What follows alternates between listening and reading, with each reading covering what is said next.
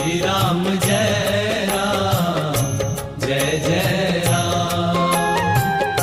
श्री राम जय राम जय जय राम। श्री राम जय राम जय जय राम। श्री राम जय राम जय जय राम। श्री राम जय राम जय जय राम। श्री राम जय राम जय जय राम। कहते हैं कि भाई हमें नहीं मालूम कि हमने पाप किया या नहीं किया। उस विषय में इतना जरूर समझ लेना चाहिए, पाप करते हुए हमको नहीं मालूम था या मालूम था कि इसका परिणाम आने वाला है, परंतु उस समय तत्काल तो फल नहीं लगा। और ये प्रकृति के कुछ विधान हैं कि बीज खेत में आज डालेंगे, कुछ दिन में वो अंकुरित होगा, विकसित होगा, फिर उसके बाद उसमें समय आने पर फल लगते हैं। तत्काल तो फल नहीं लगता। इसी प्रकार से कर्म जो है वो भी तत्काल फल नहीं देता है और समय आने पर ही उसका परिणाम आता है। बच्चा माता के गर्भ में आता है, अगर तत्काल ही जन्म ले ले तो माता को जो 9 महीने तक गर्भ में रखने का समस्या है वो हल हो जाए, एक लोगों का विचार। परंतु 9 महीने के अंदर माता उसको जो प्रेम रस से पोषित करती है, उसके उपरांत जब माता का स्तनपान करता है तो उसको जो हृदय से लगा के प्रेम रस भी मिलता है, पानी ही नहीं करता, ये सब जो व्यवस्थाएं और माँ का जो ममता वात्सल्य उसको मिलता है। अगर प्रकृति तत्काल बड़ा कर देती, ऐसा हुआ है। तो एक बार भगवान शंकर जो हैं तो पार्वती जी के साथ जा रहे थे, तो देखा कि एक राक्षस दंपति ने एक संतान को जन्म दिया और वो छोड़ छाड़ के चले गए। उनको ममत्व नहीं बच्चे के प्रति। तो पार्वती जी को बड़ी दया आई। उन्होंने भोले बाबा से कहा कि महाराज कही जाती है, आप इस बच्चे पे दया करो और इसके साथ साथ इस राक्षस जाति पे भी कृपा होना चाहिए, जिससे राक्षसों के बच्चे जन्म लेते ही बड़े हो जाएं, जिससे कोई को संभालने की जरूरत ना पड़े। तो भगवान शंकर ने ऐसा आशीर्वाद भी दे दिया। सबके एक महिला ने परंतु एक विशेष प्रकार की विद्या कुछ सिद्ध की। ऐसे अपराध उस विद्या से वो बच्चे को तत्काल बड़ा करते हैं। तो उसने प्रयोग करने के लिए एक ऋषि की संतान, जो छोटे छोटे बच्चे थे, उन पे वो प्रयोग किया विद्या का। और विद्या का प्रयोग करने से बच्चे एकदम आश्रम का बड़े हो गए। आश्रम की वस्तुएं ऋषि पत्नी ने कहा कि तुमने बड़ा अनर्थ कर दिया। जो बच्चों के प्रति हमको अभी वात्सल्य देना था, तो उनको प्रेम से हम लाड़ प्यार से पालन करके जो बढ़ाते वो सब तुमने छीन लिया। जाओ, तुम्हारी विद्या जो है हम तो दुरुपयोग नहीं कर रहे हैं, परंतु आगे के लिए सफल नहीं होगी। तो इस प्रकार की पौराणिक गाथाएं हैं। तो ये सब बताती हैं कि सब रघुपति के अगर तत्काल तो परिणाम न मोर बुराई साईं द्रोह।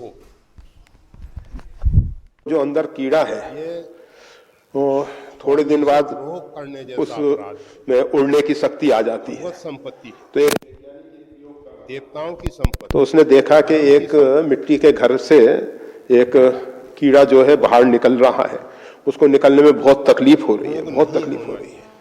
तो उसने उस घर को थोड़ा तोड़ दिया। अगर हम इसका उपयोग अपने लिए करते तो हम अपराधी थे। तो वैज्ञानिक ने देखा प्रश्न उठता कि उसमें से रहते हैं कीड़े को निकलने में तकलीफ हो रही है, ठीक है, तो उसने उसके घर को थोड़ा चौड़ा कर दिया जिससे आसानी से निकल जाए। वो आसानी से निकला, परंतु उसमें उड़ान भरने की शक्ति नहीं आई। वो जो कठिन परिस्थिति में से निकलता है तो उसमें उड़ान भरने की शक्ति सामर्थ्य पैदा होती है। तो ये सब कहने का मतलब ये है कि कर्म का फल अगर तत्काल मिल जाए, बहुत से लोगों को बहुत लगता है कि पाप का फल तत्काल अगर मिल जाता तो निश्चित है कि इंसान पाप नहीं करता। एक ऐसी धारणा है लोगों की कि अगर हम इधर पाप करें और कुछ तत्काल उसका परिणाम आ जाए तो हम पाप से बच सकते हैं। अपना उचिष्ट जीव को इंग्लैंड में एक अच्छा नहीं, ऐसा ही प्रयोग किया गया कि अपराधी को चौराहे पे दंड दिया जाए, जिससे लोगों को देख के लगे कि ऐसा अपराध करना चंद ठीक नहीं है। ऐसा सबको सोचना चाहिए। तो एक व्यक्ति ने चोरी की थी, श्री राम दंड उसको दिया जा रहा था। पाए हाँ, श्री राम। वैसे गीता में भगवान ने श्री कहा राम। है तो दंडित किया जा रहा था और दूसरा व्यक्ति जो है वो जेब काट रहा था, वो भी चोरी कर रहा था। मतलब लोग बहुत तल्लीनता पूर्वक देख रहे थे। तो ये हम बताना चाह रहे थे कि हम जो सोचते हैं कि अगर कर्म का फल तत्काल मिल जाए तो इंसान जो है गलत कार्य नहीं करेगा, ऐसा नहीं है। ये तो गलत कार्य से बचने के लिए जब तक अंदर से हमारी मानसिकता नहीं बदलेगी तब तक अभी जेलों में अपराधियों को कोशिश ये की जाती है कि वो सुधर जाएं, जिससे कि भविष्य में वो अपराध ना करें। इस प्रकार की कोशिशें चलती हैं, बहुत कोशिशें चलती हैं, परंतु देखा जाता है कि अपराध की जो प्रवृत्ति है वो दिन प्रतिदिन बढ़ती जाती है, घटती नहीं है। तो ये सब के पीछे मतलब जो आप कह रहे हैं कि भयंकर रोग इत्यादि है, तो भयंकर रोग इत्यादि जो भी है वो हमारे किए हुए कर्म का ही फल है, और हमने जैसा कर्म किया है उसका फल हमको मिलना ही चाहिए। और हाँ, ये इस जीवन में नहीं मिला, दूसरे जीवन में मिलता है। तो वैसे कर्म के पीछे कोई जरूरी नहीं है कि कर्म कितने समय बाद फल देगा। कोई कर्म बहुत जल्दी तत्काल फल दे देता है, कोई कर्म जो है कुछ समय बाद फल देता है, कुछ कर्म ऐसे हैं कि जो इस जन्म में नहीं दूसरे जन्म में फल देते हैं। और कभी कभी ऐसा हो सकता है कि असंख्य जन्म लेने पड़े, उसके बाद कर्म का फल भोगना पड़े, परंतु कर्म का फल भोगना तो पड़ता ही है, उससे हम बच नहीं सकते।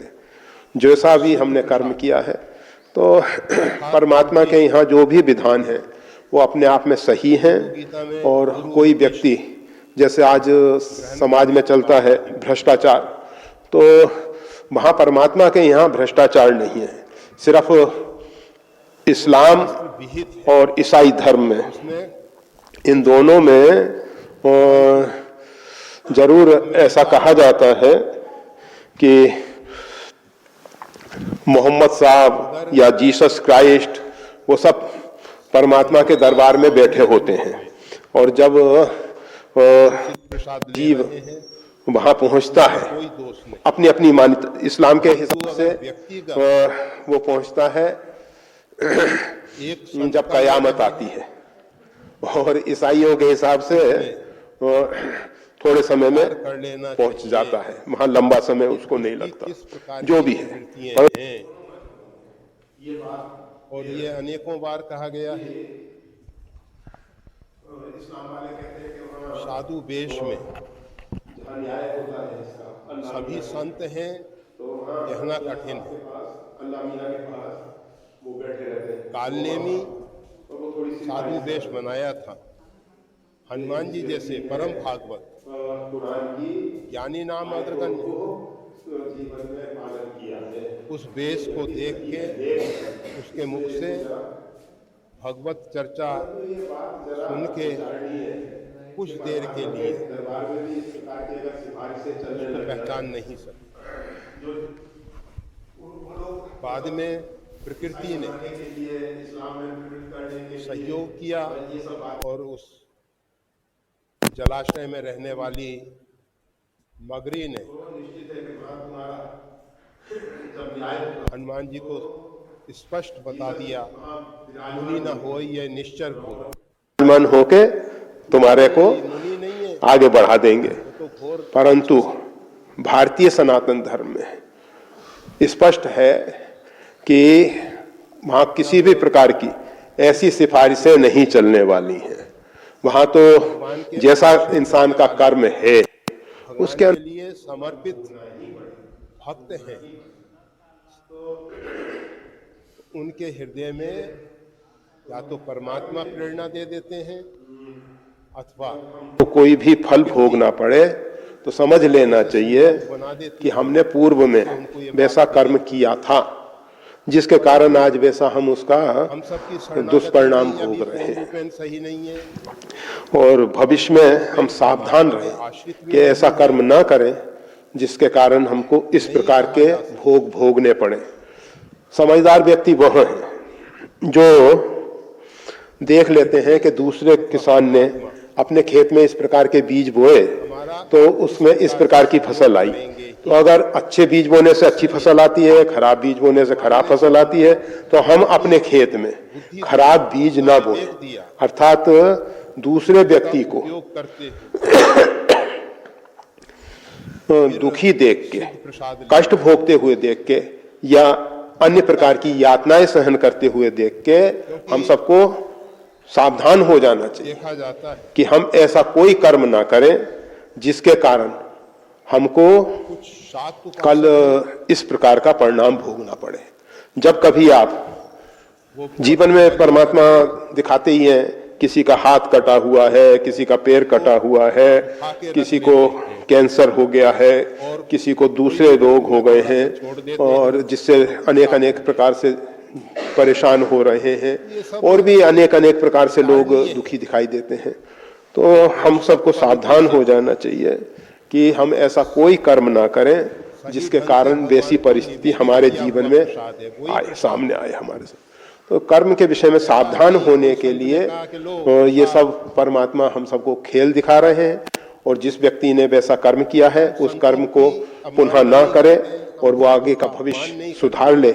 इसीलिए ये हम सबको मानव शरीर मिला है कि हम पहले के प्रारब्ध को यथासंभव इस प्रकार से दिया गया प्रसन्नता पूर्वक हो गए। ग्रहण नहीं करना। प्रसन्नता पूर्वक इसलिए कि जैसे एक व्यक्ति इसी है, प्रकार से उसके ऊपर बहुत कर्जा चढ़ा हुआ है, उसने बहुत ऋण लिया रखा है, बहुत उधार ले रखा है और वो जब चुकता होता है तो उसको प्रसन्नता होती है। परंतु इसी प्रकार से हमारा ये जो पूर्व का किया हुआ कर्म का फल है वो हमारे ऊपर एक ऋण है, तो हमारा वो चुकता हो रहा है। इसके बाद हमारे लिए अच्छा समय आने वाला है और अगर हम उस कर्म का फल नहीं भोगेंगे तो वो तो कभी ना कभी तो कर्म का फल, वैसे ऐसा भी नहीं होता है कि कर्म का फल हमारे हाथ में है कि हम जब चाहें जब भोगें।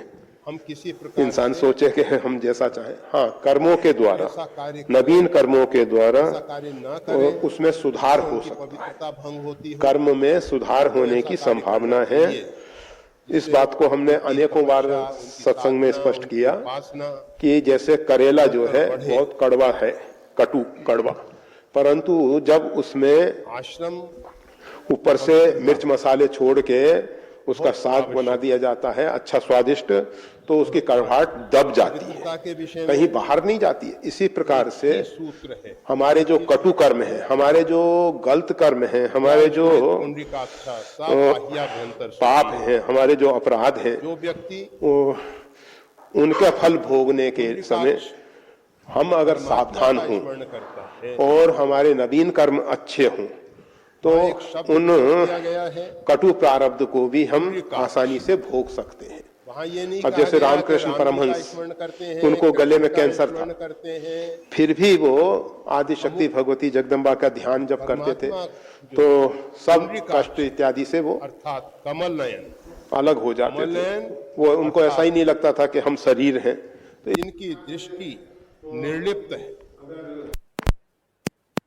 हम किसी व्यक्ति को देखते हैं,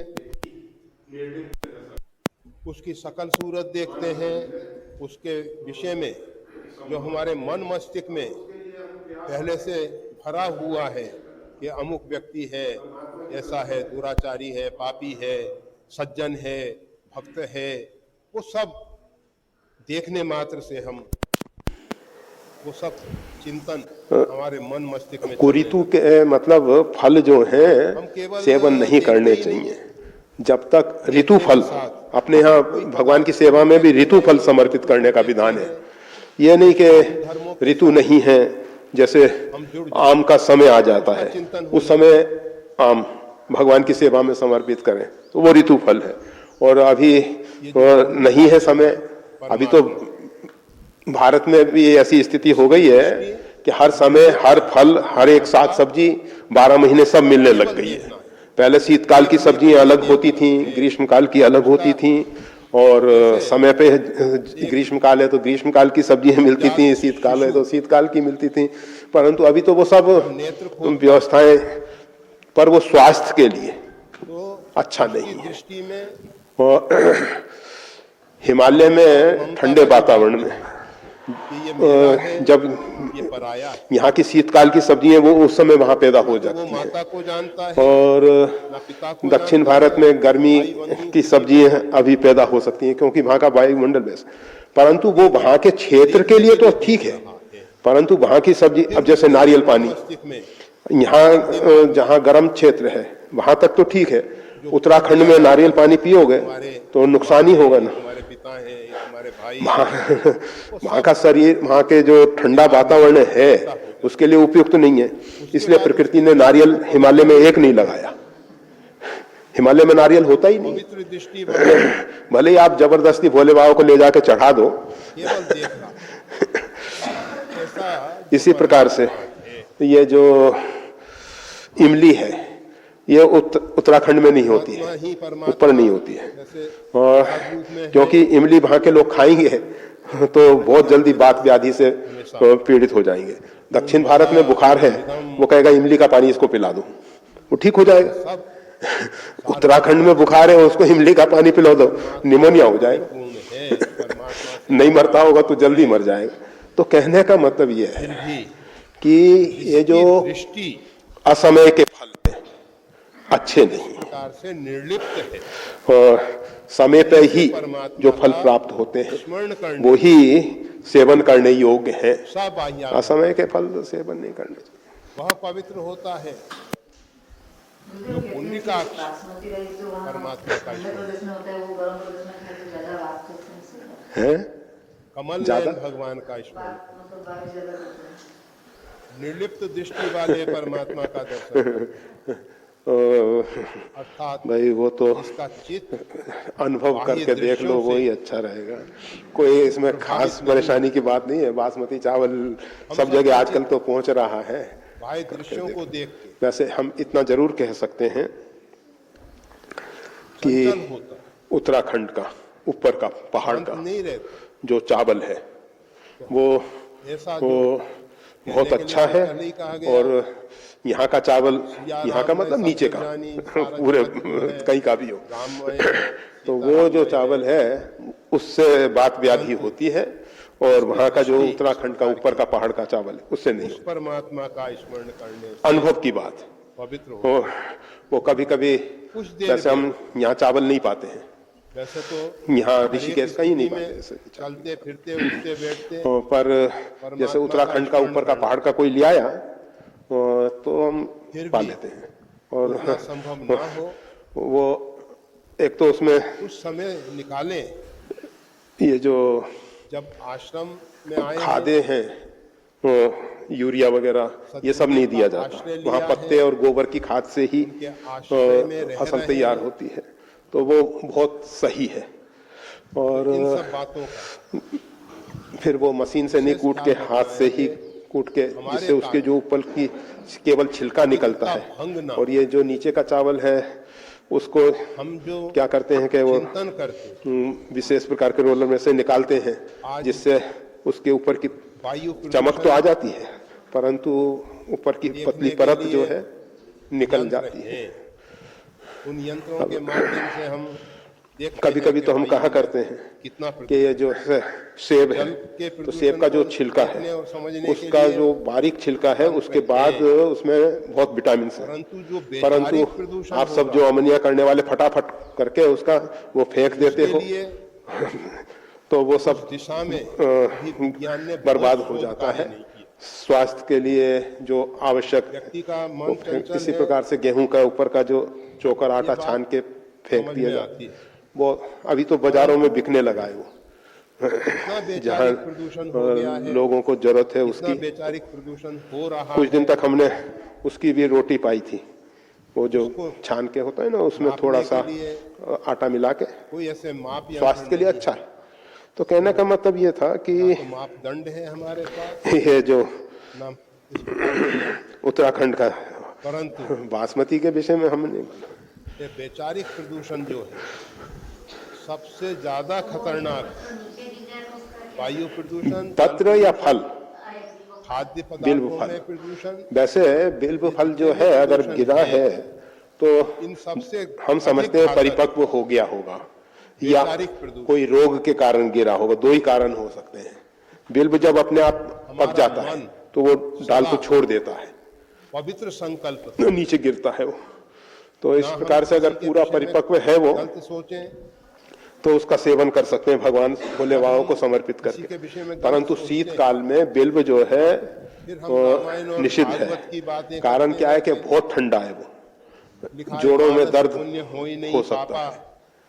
सिर्फ वो रामायण में तो लिखा है कि उत्तराखंड में तो उसको बैसाख और ज्येष्ठ तक लेते हैं, आषाढ़ में फिर ऐसा नहीं श्रीमद् लेते। भागवत में भी अगर रखा भी है तो आषाढ़ का बिल्व निषिद्ध है, शास्त्रों ने उसको निषिद्ध कर दिया, क्योंकि आषाढ़ में बात व्याधि वैसे ही बढ़ती है, वायुमंडल में जो है आर्द्रता आ जाती हमारे है, अंदर आ तो इस कारण बात व्याधि बढ़ती आज है। नहीं तो उस तो समय बिल्व भविष्य में सेवन नहीं करना चाहिए। औषधि के जीवन रूप में में कहीं नहीं। कोई करे तो एक अलग बात तो अगले जन्म और है। आगे के जन्म जिस किसी को जन्मांतर के बाद मतलब डिसेंट्री, डायरिया इत्यादि है, वो कभी बिल्व का ना सेवन कभी करके किसी न किसी प्रकार उस से रोग को दूर कर सकता है। क्रिया रूप में घटित होने वाला बीज को जब उपयुक्त भूमि मिल जाती है, हाँ हाँ हाँ, बनाते तो हैं कुछ जल लोग, मिल जाता है, परंतु वायु वो मिलती अचार है, बनाना उसमें बहुत अंकुरन उत्तम होता नहीं है, माना जाता है, विकास हो क्योंकि बिल्व का इसी जो प्रकार से मुरब्बा ये है, जो हमारे अंदर संकल्प रूपी बीज, मतलब खांड में चीनी में बनाया रूपी हुआ, बीज वो तो सही है, आते हैं, पर ये जो मिर्च मसाले छोड़ के समय पे अपना प्रभाव देते हैं। इसलिए जैसा शास्त्रों ने श्रद्धा के विषय में हम हमेशा कहा करते हैं आचार संहिताएं दी कि परमात्मा जो है हमको शिव हर एक व्यक्ति को श्रद्धा से भर के पवित्र भेजता है। संकल्प करना। आप अपवित्र देखेंगे संकल्प नहीं करना चाहिए। बच्चा छोटा होता है तो उसको जब कभी भय होता है तो वो माता के आंचल में जाके छिप जाता है। उसको माँ के प्रति श्रद्धा है कि माँ की मैंने शरणागति स्वीकार कर ली है, अर्थात माँ के आंचल में मैं जाके छिप गया हूँ, अब मेरा कोई भी कुछ बिगाड़ नहीं सकता। हम कहते हैं ये कि उसको अमुक अटूट ऐसा कर श्रद्धा रहा है। अमुक ऐसा कर रहा है, परंतु जैसे जैसे समाज उसको संदेह और शक से भर देता है, इस विषय में ये हमेशा समाज ने इंसान के अंदर नाना प्रकार के संदेह पैदा किए दोहा हैं। याद रखो, वैसे परमात्मा की तरफ से श्रद्धा थी, परंतु वो समाज उसको बहुत कहने लगा कि पता नहीं ईश्वर है या नहीं है। अब जरा विचार करें, जगह कहा लोग एक दलील दिया करते हैं, कहते हैं कि ईश्वर को किसने देखा, ईश्वर जब दिखाई नहीं देता तो क्या भरोसा है कि वो है या नहीं है। हम एक प्रश्न करते हैं संसार रूपी वृक्ष कि है, हमारा मन हमको दिखाई नहीं देता, अनेक प्रकार हमारी के बुद्धि हमको दिखाई नहीं देती, हमारा जीवात्मा उसमें कोई गुरु है, हमको दिखाई नहीं देता, तो क्या हम इस पे विश्वास नहीं करते? कोई कहता है कि हमारे पास मन नहीं है, कोई कहता है कि हमारे पास बुद्धि नहीं है, कोई कहता है कि हमारे पास जीवात्मा नहीं है, इस पे क्यों नहीं संदेह करते आप? कर्म दग्ध नहीं, परमात्मा के विषय में जो संदेह करते हैं, अवश्य ही विज्ञान कहता है का फल भोगना पड़े, हम उस बात को स्वीकार कर लेते हैं, डॉक्टर कहता है उस बात को हम स्वीकार कर लेते हैं, हमारे शास्त्र जो कहते हैं, हमारे जो संत महापुरुष कहते हैं, उसको हम क्यों नहीं स्वीकार करते? तो ये श्रद्धा और शरणागति की जहां बात है, उनके विषय में वो सब बाहर के लादे हुए आरोपित जो शक संदेह है, उसके कारण हमारी श्रद्धा जो है ढक गई है। हमें अपने श्रद्धा मिटती नहीं है, श्रद्धा तो है ही बीज नहीं बोने, और श्रद्धा रहेगी ही, सिर्फ ढक जाती है। तुलसी ये तन खेत और इतने शक संदेह पैदा होते हैं, इतने हमारे मन मस्तिष्क में खुरापात होते हैं, जिसके कारण जल्दी हम मानने को तैयार नहीं हो पाते। तो बस इस कारण से श्रद्धा के अभाव में जो सुखद परिणाम आने वाला था, आप श्रद्धा पूर्वक ये पुष्प भगवान को चढ़ाएंगे, इसका बहुत परिणाम आता।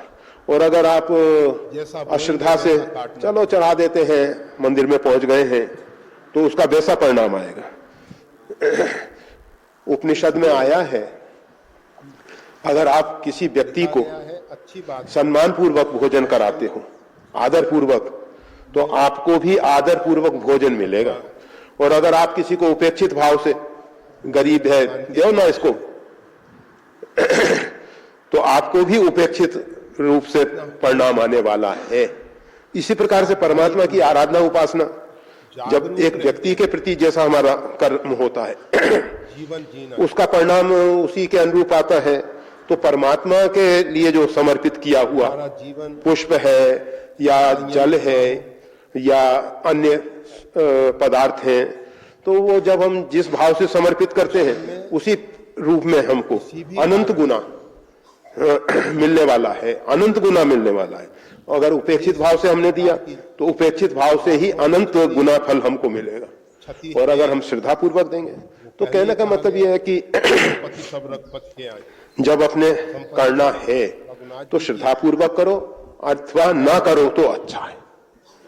अगर करना है तो श्रद्धा से भर के करो, प्रेम से भर के करो, अहोभाव से भर के करो, परमात्मा की दया कृपा करना का अनुभव करते हुए करो, अच्छा है। तो ये श्रद्धा जो है तो है, परंतु जो निरर्थक शक संदेह मन में भर दिए गए हैं बाहर से लोगों ने अपने बुद्धि के अतिरेक में, उस कारण से हमारी श्रद्धा जो है दब गई है। और उस श्रद्धा को पुनः जागृत करने के लिए, ये ऊपर के शक संदेह को हटाने के लिए एकमात्र उपाय है सत्संग, स्वाध्याय। सत्संग करें, महापुरुषों की जो बानियां हैं, जो सदग्रंथों के रूप में हम सबको प्राप्त है, बड़े बड़े तो उसका हम स्वाध्याय करें, उसके अर्थ पे बैठ के मनन करें, उसको अपने जीवन में चरितार्थ करने की कोशिश करें। पृथ्वी के भार कौन है? परद्रोह, एक परद्रोह। भगवान ऐसा है, परद्रोही में आत्मा जो है मन बुद्धि का विषय नहीं है।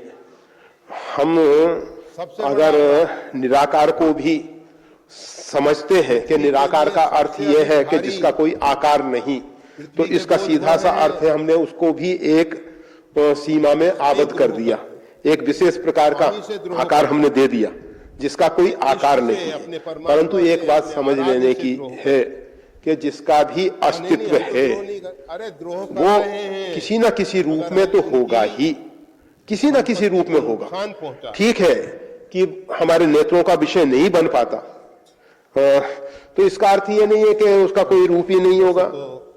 जैसे किसी भी पदार्थ का जो परमाणु है, छोटा सा कण जो है, हमारे इन चरण चक्षुओं के द्वारा वो दृष्टिगोचर नहीं हो पाता, तो इसका मतलब ये नहीं है कि उसका कोई रूप ही नहीं है, कहीं ऐसा नहीं होना चाहिए। तो इसी प्रकार से ये आत्मा जो है, भगवान शंकराचार्य ने इस बात को रूप में हो ना कारण रूप में अनिर्वचनीय कहा कि ये वचन के द्वारा व्यक्त नहीं किया जा सकता। जाते हैं ये अनुभव सिद्ध वस्तु है।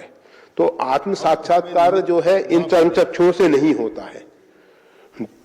वो जो अंदर के दिव्य चक्षु हैं, जिस प्रकार से अर्जुन को भगवान श्री कृष्ण ने विराट रूप दिखाने के लिए दिव्य चक्षु प्रदान किए और दिव्य चक्षुओं के द्वारा देखा गया, इसी प्रकार से परिष्कृत की हुई योग साधना के द्वारा परिष्कृत की हुई जो प्रज्ञा है, प्रकृष्ट ज्ञान, उसके द्वारा उस आत्म तत्व को जाना जाता है, उसको देखा जाता है। इन चर्म चक्षुओं के द्वारा नहीं देखा जाता।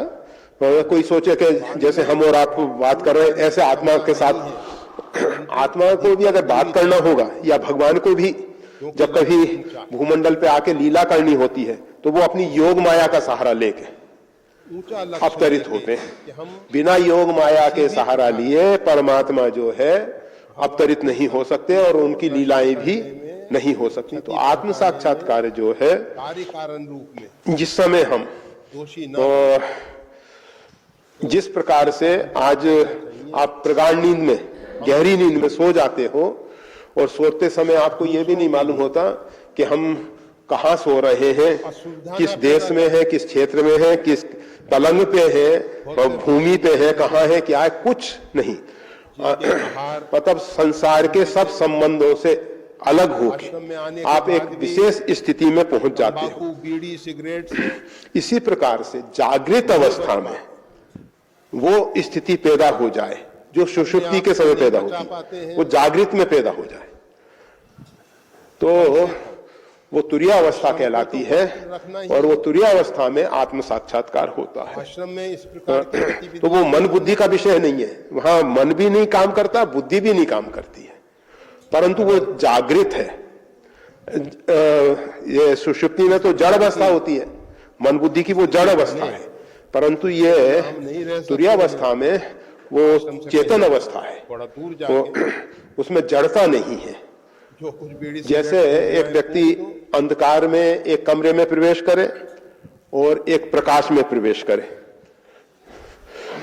देखे सोचे नहीं परंतु प्रवेश करे, तो इसी प्रकार से अगर हम जागृत अवस्था में, मतलब वो प्रकाश स्वरूप है जागृत, उनके लिए कहीं और स्थान बना ये जो सुषुप्ति है वो अंधकार स्वरूप है। तो अंधकार स्वरूप में हम प्रवेश करते हैं तो हमको कुछ बोध नहीं होता, कुछ समझ नहीं आती, और जागृत में अगर हम उसी स्थिति में पहुंच जाएं तो आत्म साक्षात्कार हो सकता है। बहुत कोशिश करता और उसके विषय में निराकार और साकार की बातें नहीं करके, क्योंकि अभी तक हमने जिसको साकार समझ रखा है वो बुद्धि के द्वारा समझा गया है, इसी प्रकार अभी तक जिसको हमने निराकार समझा है वो भी बुद्धि के द्वारा समझा गया है। तो ये वो जो आत्म तत्व है वो बुद्धि का विषय नहीं है।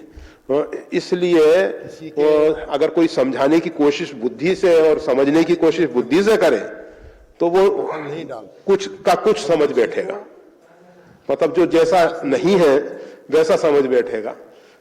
वो उसके उदाहरण के लिए एक बात कही जाती है, एक अंधे व्यक्ति दूध बहुत प्रिय था, तो उसने अपने मित्रों से कहा, भाई तुम सब लोग मेरे को दूध ला के देते हो, ये दूध कैसा है? तो एक बोला दूध एकदम सफेद है। उसने कहा ये सफेद कैसा होता है? वो सफेद नहीं जानता था, क्योंकि वो तो जन्मांध है, जन्म से अंधा है, तो वो सफेद भी नहीं जानता कि सफेद क्या होता है। तो दूसरे मित्र ने कहा बगले के पंख जैसा सफेद है। उसने कहा भाई मेरा क्यों तुम मजाक कर रहे हो, मैंने तो बगला नहीं देखा है, बगला कैसा होता है वो बताओ। भगवान का जो तो एक व्यक्ति ने कहा कि वो टेढ़ी गर्दन वाला जो है वो बगला होता है। उसने कहा ये टेढ़ा कैसा होता है? उसने कहा कि ला मैं बताता हूँ। उसने उसका हाथ पकड़ के ऐसा करके बताया कि ऐसी गर्दन। ओ अब समझ में आया, दूध जो है इस प्रकार। नाम करते हैं। अब दूध को समझाने के लिए नेत्र हो तब तो आप बता सकते हो कि दूध ऐसा है। आप शब्दों में उसको जब व्यक्त करने की कोशिश करोगे तो हमेशा कुछ से कुछ अनर्थ कर देते। तो इसलिए हमारे महापुरुषों ने कहा कि श्यम आत्मा जो है स्वयं संवेद है, पर संवेद नहीं है, दूसरों के द्वारा नहीं समझाया जा सकता, ये अपने अंदर से समझ में आता है। अब गुड़ की मिठास, शर्करा की मिठास, ये आप जब चखोगे तब जान सकोगे, कोई दूसरे के चखने से आपको नहीं मालूम पड़ेगा कि उसमें मिठास कैसी है। तो इस प्रकार से जो आत्म दर्शन की बात है, आत्म साक्षात्कार की बात है, वो स्वयं अपने आप में स्वयं संवेद, अपने आप में अनुभव का विषय है, वो दूसरे के द्वारा बताने से नहीं समझ में आता है। जय श्री राम।